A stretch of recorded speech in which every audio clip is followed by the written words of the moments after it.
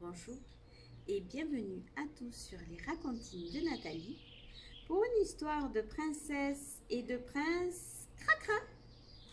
Donc nous allons commencer par les princesses aussi mangent leur crotte de nez.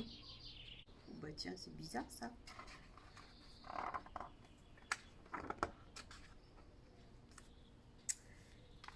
C'est de Catherine Queneau.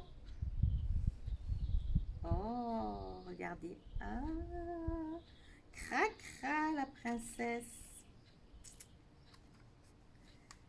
Louise de Morvonnais est la fille cadette de la reine Annalise-Athiou. Elle avale près d'un litre de morve par jour. Rien que ça. Mais non, c'est normal. Tout le monde avale près d'un litre de morve par jour sans s'en rendre compte. Regardez, Berthe. C'est le médecin du château, le docteur Narine, qui le lui a expliqué.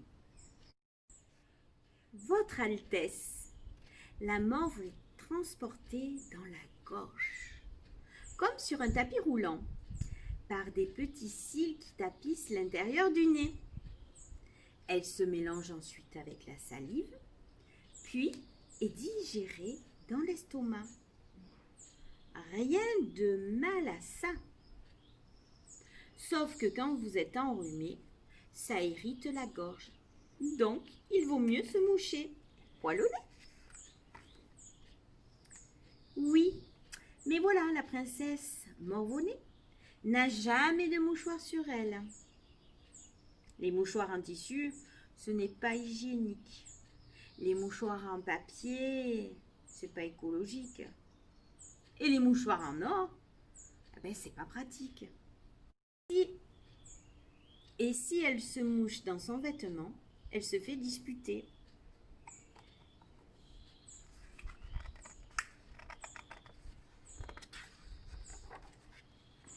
Alors, elle renifle. Elle renifle, se fourre les doigts dans le nez et le décrotte. Le pire de tout, elle mange ses crottes de nez. Oh, beurre. Ah. Sa sœur aînée, la princesse postillonne, trouve ça dégoûtant. Qu'elle était une mucophage doublée d'une rhinotylexophage. Oh là là, bien compliqué tout ça. Hein. Les mycophages mangent la morve liquide. Les rhinotylexophages mangent la morve solide. Les crottes de nez, quoi. Voilà. Crottes de nez, vous voulez dire? Non, crottes de nez, rectifie le docteur Narine. Les crottes, c'est du caca. Il n'y a plus de caca dans le nez que d'arêtes dans le beefsteak. Louise a pleuré. Elle ne veut pas être une mucophage doublée d'une rhino-tralala. C'est vrai, quand elle essuie sa langue, une goutte qui coule de son nez, c'est simplement pour se nettoyer. Son chien Sniff fait pareil. Et il ne se lèche pas le nez, si vous voyez ce que je veux dire. Pourquoi manger ces crottes de nez? Peut-être pour économiser des mouchoirs, histoire de grignoter tranquille dans son coin. Crunch, crunch. On peut partager aussi les crottes de nez avec les amis. C'est quand même très marrant. Meilleur que la cire qu'on trouve dans les oreilles. Et puis la morve contient beaucoup d'eau comme la salade. Obligé à trouver une bonne cachette pour se triturer le nez discrètement. Ça, c'est pour les poux. Pour les contes, pas très bien vu à la cour. On se fait traiter de rhinotylexophage et de mucophage par sa sœur. C'est pas toi. Ce qu'on oublie de dire, c'est que c'est bon une crotte de nez. Ça a un petit goût salé inimitable. Un peu comme le fromage, miam, miam, miam. Et pourquoi s'en priver alors? Allez, encore une pour la route, se dit la princesse Morvonnée. Ça ne peut pas durer, s'exclame un beau jour sa maman, la reine Annalise Atchoum. Oh, excuse-moi ma puce, je vais éternuer. Atchoum, atchoum. À tes souhaits, maman, dit Louise de Morvonnée. Tu sais ce que je souhaite justement, demande la reine. Que tu ne manges plus tes crottes de nez. Les crottes de nez, rectifie la princesse. Qu'importe, il faut que tu cesses cette habitude. C'est un mauvais exemple pour nos sujets. La reine est interrompue par un autre éternuement tonitruant. On respire mieux quand on a le nez dégagé, non? Remarque Louise. La reine éternue encore. C'est pas faux, ma puce. La princesse de Morvonnée sourit d'un air malin en regardant sa mère. Tu n'as jamais essayé? Si tu savais ce que tu rates. Tu crois? Lui demande sa mère, la reine. Depuis, la reine et la princesse de Morvonnée ont découvert les meilleures cachettes du château pour pouvoir grignoter tranquillement derrière le rideau. Mais moi, mes loulous, eh bien, je vous le dis, c'est pas beau, c'est pas bon et c'est pas bien de se crotter le nez et de manger ses crottes de nez. Alors, cette histoire, hein, vous n'essayez même pas de faire comme la princesse de Morvonnée. Vous grattez pas votre nez et vous mangez pas vos crottes de nez. Parce que dans vos crottes de nez, il faut le savoir, hein, il y a plein de virus, plein de microbes. Alors, berk, vous ne le faites plus. Quand on a besoin, on se mouche, même dans un mouchoir en papier, et on ne le jette pas par terre, attention, hein. On le jette à la poubelle. Allez, on va continuer avec...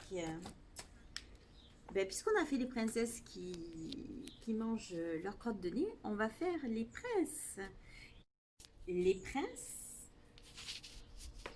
aussi font pipi au lit.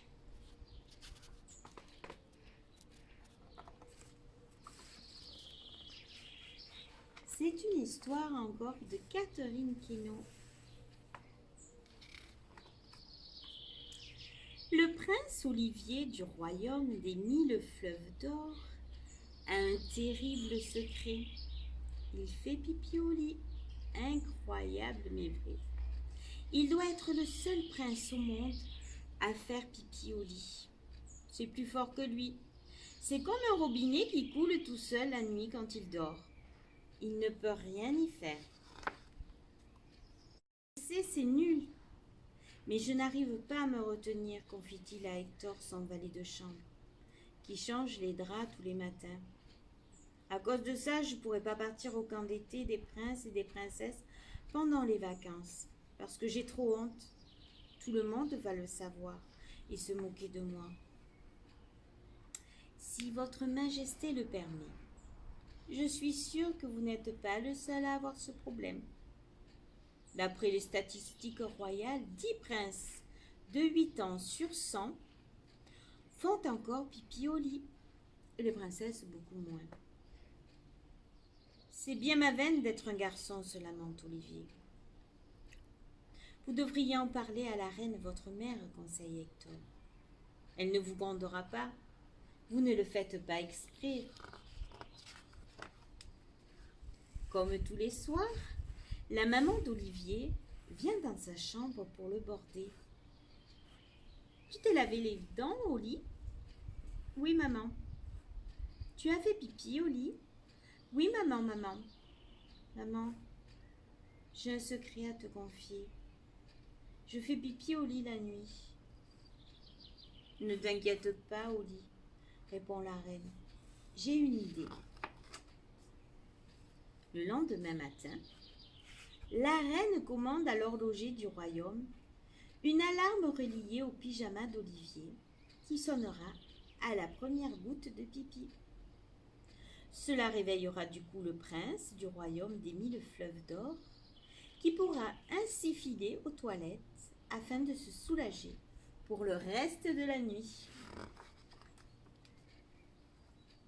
Et dans la nuit, bip, bip, bip, bip, le prince s'endort. Son robinet commence à couler. L'alarme sonne. Bip, bip, bip, bip. Tout le château se réveille comme prévu. Mais qu'est-ce que c'est? Arrêtez ça. Moi, je veux dormir. Mais c'est quoi ça? Qu'est-ce que c'est cette sonnerie? Bip, bip, bip, bip, bip, bip, bip. Mais pas Olivier.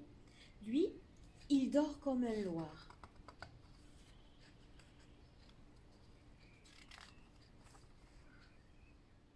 Après cet épisode, tout le monde sait désormais que le prince Olivier fait pipi au lit. C'est devenu une affaire d'État. On réunit le grand conseil. Il suffit de faire attention, clame le grand palatin. Il suffit de ne plus dormir, affirme le grand chambellan. Il suffit de ne plus rien boire, déclare le grand chanson. Hector sourit. Il suffit d'aller voir le grand magicien, dit-il.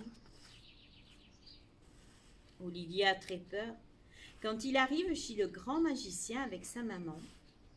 Le grand magicien a 150 ans et il pourrait très bien le transformer en cochon pour le punir. Un peu de bave de crapaud, lui dit-il en tendant un bon chocolat chaud.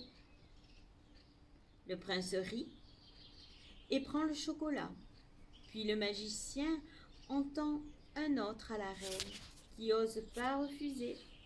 On ne sait jamais. Prince, commence le magicien, j'ai vu naître beaucoup de vos ancêtres.